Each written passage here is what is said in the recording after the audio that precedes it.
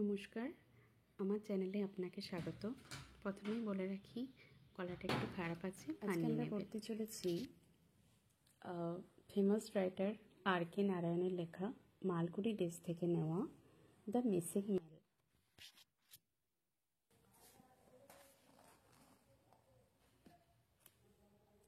The missing mail.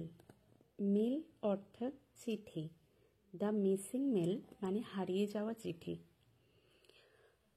Though his feet covered Binayak Murali Street and its 4 parallel roads, it took him nearly 6 hours before he finished his round and returned to the head office in Market Road to deliver accounts. যদিও his beat covered Binayak Murali Street and its 4 parallel roads. এখানে his বলতে এখানে দেখা যাচ্ছে যেটা masculine জেন্ডারের কথা বলা হয়েছে, কিন্তু এই ব্যক্তিটির নাম আমরা যে ফার্স্ট সেন্টেন্সটা পড়লাম এতটা পর্যন্ত তার মধ্যে এখনো পাইনি। যদিও হিজ বিট বলতে বিট অর্থাৎ যতটা এলাকার জন্য কর্তব্যরত বা দায়বদ্ধ সেটার কথা বলা হচ্ছে। সেটা কতটা জায়গা? হিজ বিট কভার্ড, কতটা জায়গায় তাকে কভার করতে হয়? বিনায়ক মুরালি স্ট্রিট, এটা একটা রাস্তার নাম, দেখো প্রপার নাউনে লেখা আছে Vinayak Murali street and it's 4 parallel roads, এবং এর পাশাপাশি আরও 4টে রোড, এরকম বিভিন্ন রোডের নাম আছে। তো এই 4টে রোড আর বিনায়ক মুরালি স্ট্রিট, এই এতটা জায়গা তার কর্তব্যরত এলাকার মধ্যে পড়ে। ইট টুক হিম নিয়ারলি 6 আওয়ার্স, এই যে জায়গাটা বিনায়ক মুরালি স্ট্রিট এবং তার পাশাপাশি 4টে রোড, এই জায়গাটা কাজ করতে ইট টুক হিম নিয়ারলি 6 আওয়ার্স, প্রায় তার 6 ঘন্টা লেগে যায়। Before he finished his round, কারণ এই পুরো এলাকাটাকে তাকে রাউন্ড করতে হয়, and return to the head office in market road to deliver accounts. তারপর মানে ওই রোডগুলো কভার করে আসার পর তার যে মেন অফিস মার্কেট রোডে আসা পর্যন্ত তার প্রায় 6 ঘন্টা সময় লাগে। টু ডেলিভার অ্যাকাউন্টস, তার যে হিসাবপত্র বা চিঠিপত্র দেওয়ার মতো থাকে, সম্পূর্ণ যে কাজ, যে কাজটার জন্য সে দায়বদ্ধ, পুরোটা করতে তার নিয়ারলি 6 আওয়ার্স লাগে। আর তার হেড অফিসটা কোথায় আছে? মার্কেট রোডে। He allowed himself to get mixed up with the fortunes of the persons to whom he was carrying letters. He allowed himself to get mixed up. সে নিজেকে অনুমতি দিত টু গেট মিক্সড আপ, মিশে যেতে, with the fortunes মানে ভাগ্য, of the person সেই সমস্ত ব্যক্তিদের ভাগ্যের সঙ্গে নিজেকে সে মিশে যেতে দিত, নিজেকে নিজে সে মিশিয়ে নিত। টু হোম, যাদেরকে, কোন পার্সনদেরকে? টু হোম, যাদেরকে হি ওয়াজ ক্যারিং লেটার্স, যাদেরকে সে চিঠি বইয়ে এনে দিত। অর্থাৎ এই জায়গাটা থেকে বোঝা যাচ্ছে যে এই যে ব্যক্তির কথা বলা হচ্ছে, যার নামটা এখনো আমাদের কাছে অজানা, সেই ব্যক্তিটি কি করত? চিঠি বহন করত, মানে পোস্টম্যানের কাজ করত। তো তার কাজ ছিল এই বিনায়ক মুরালি স্ট্রিট এবং পাশাপাশি যার প্যারালাল রোডস আছে 4টে, সেই 4 জায়গায় চিঠি বিলি করা, এই কর্তব্য তার কাঁধে ছিল। At number 13 Kabir street, 13 number Kabir street বলে যে জায়গাটা, লিভড দ্য ম্যান, একটি মানুষ থাকতো, সেই মানুষটা থাকতো, who had come half way up the road to ask for a letter for so many years now. সেখানে যে মানুষটা থাকতো সেই মানুষটা had come half way up the road, মানে ওই তার যে ব্যক্তিটি ওই যে চিঠি দিতে যেত, তার সে যাওয়ার আগেই ওই প্রায় অর্ধেকটা রাস্তা সে এগিয়ে চলে আসতো তার বাড়ি থেকে। Two ask for a letter for so many years নাও, বেশ অনেক বছর ধরেই ব্যাপারটা করছে সে, মানে তার বাড়ি চিঠি পৌঁছানোর আগে সে চিঠির প্রতি এতটাই কৌতূহল তার, বা সে এতটাই কৌতূহলী যে তার বাড়ি থেকে অনেকটা পথ এগিয়ে চলে আসতো চিঠিটাকে রিসিভ করার জন্য।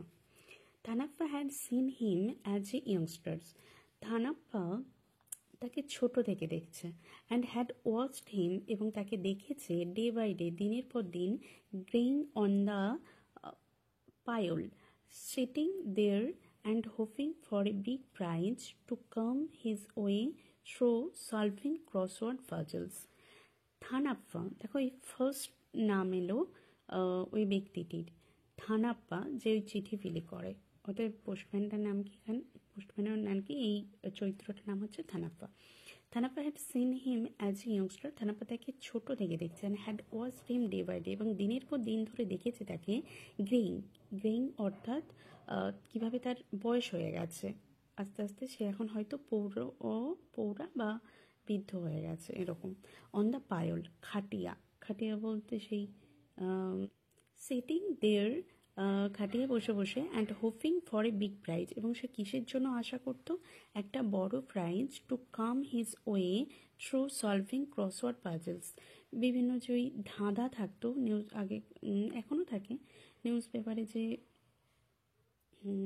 ধাঁধা থাকতো, সেই ধাঁধাগুলো সে সমাধান করত, এবং তার জন্য তাকে কোনো বড় পুরস্কার দেওয়া হবে। এই আশাতে থেকে থেকেই সে ইয়ংস্টার থেকে অলরেডি সে পৌর হয়ে গেছে, এখন মাঝবয়সী হয়ে গেছে, কিন্তু তার জন্য কোনো চিঠি বা প্রাইজ আসেনি। নো প্রাইজ ইয়েট, এখনও কোনো প্রাইজ আসেনি।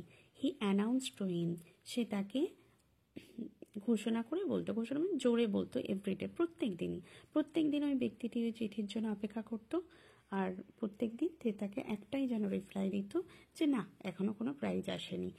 বাট ডোন্ট বি ডিসার্টেন্ট, কিন্তু কোনো তুমি মন খারাপ করবে না।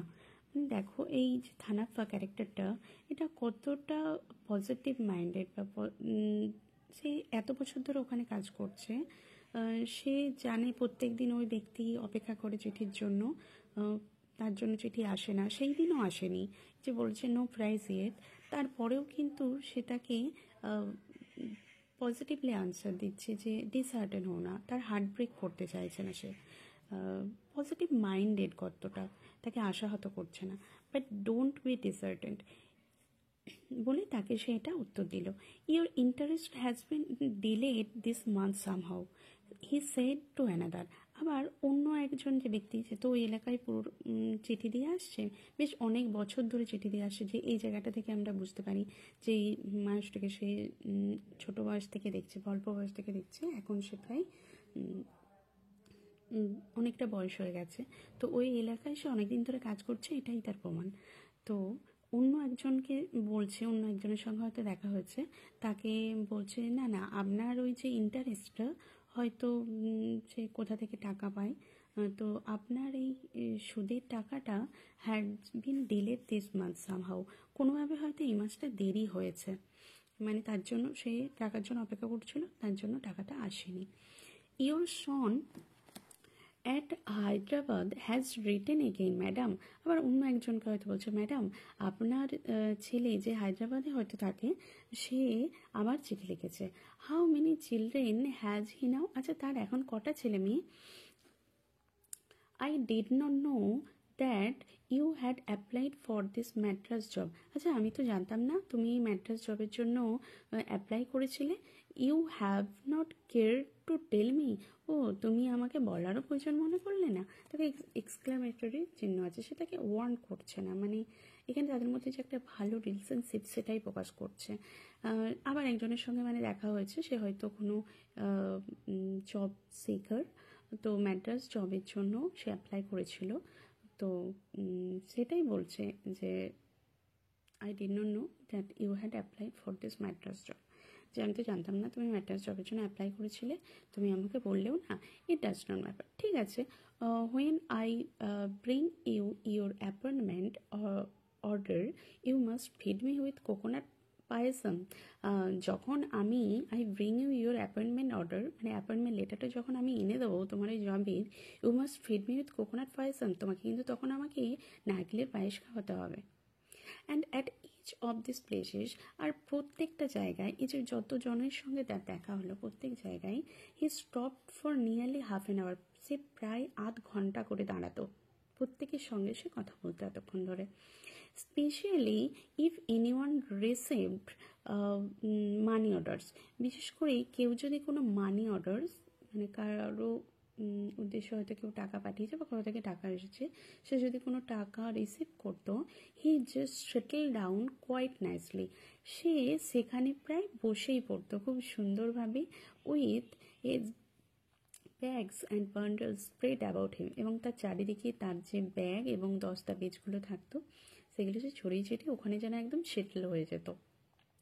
অ্যান্ড উড নট রাইজ, এবং ততক্ষণ পর্যন্ত উঠতো না, till he gathered an idea of how and where every rupee was going, এবং ততক্ষণ পর্যন্ত উঠতো না যতক্ষণ পর্যন্ত তার একটা ধারণা হয়ে যাচ্ছে যে কীভাবে এবং কোথায় কোথায় সে টাকাগুলো খরচ করা হচ্ছে। মানে তার পুরো সব কিছু খবরাখবর নিয়ে তারপরে সে ফিরত। If it was A hot day, যদি গরমের দিন হতো, হয়তো ইট ওয়াজ সামার, এরকম যদি দিন হতো, he sometimes asked for a tumbler of butter milk. Butter milk মানে ঘোলকে বলা হচ্ছে, ঘোল, দুধ থেকে যে তৈরি হয়। তো কাউকে হয়তো সে এক গ্লাস ঘোল চেয়ে বসতো, and sat down to enjoy it, এবং বসে বসে সেটাকে উপভোগ করে খেত। Everybody liked him on his bed. Beat বলতে আগেই বলেছি যে যতটা এলাকা জুড়ে সে কাজ করত, প্রত্যেকে তার ওই এলাকার প্রত্যেকে তাকে ভীষণ পছন্দ করত। He was a part and parcel of their existence, their hopes, aspirations and activities.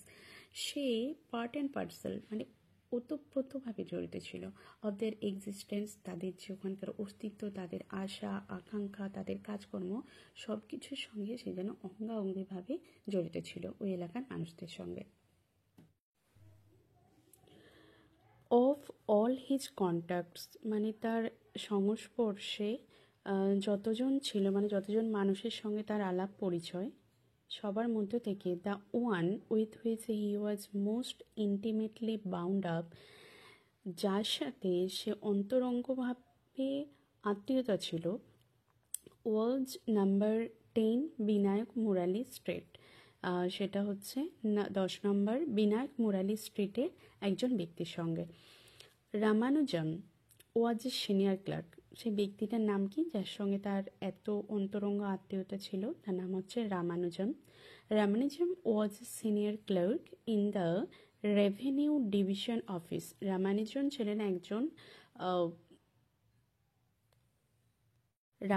ছিলেন একজন উচ্চপদস্থ কর্মচারী in the revenue division office.